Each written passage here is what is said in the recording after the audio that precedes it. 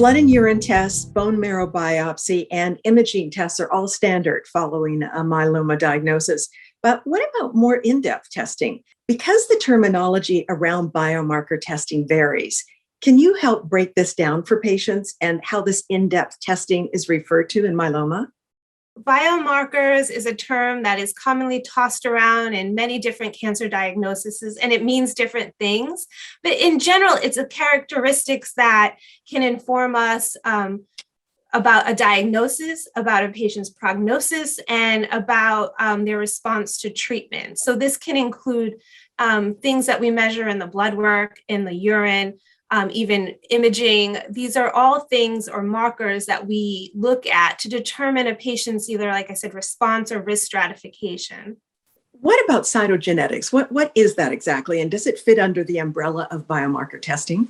Yes, so cytogenetics is a genetic snapshot of a patient's cancer. So it will give us a sense of how the disease will, the characteristics of how it will behave.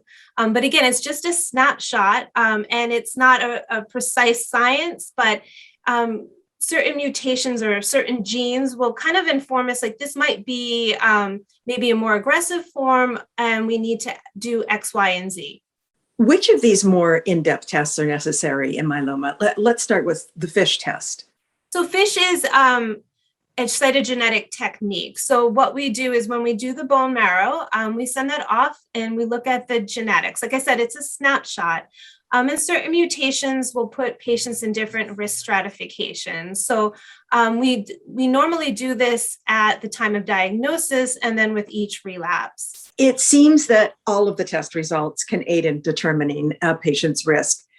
So why is risk stratification so important? Risk stratification is important. It will tell us, give us a sense of how a patient might respond to certain treatments.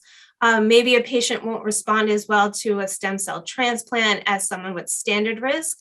So we take this into account, but in this current time in 2021, we don't typically change our treatments according to risk. And that's why clinical research is very important, because we're studying right now patients with high-risk cytogenetics. Do they do better on certain therapies? How do the results of these tests affect treatment choice and prognosis? You know, someone who might have high-risk cytogenetics, we might want to be maybe more aggressive with our therapies. So we might change how we want to maintain a patient.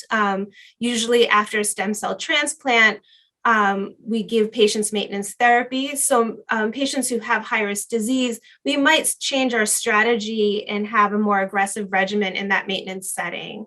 And with patients with higher risk, we probably will monitor them very, very closely in case of looking for signs for relapse.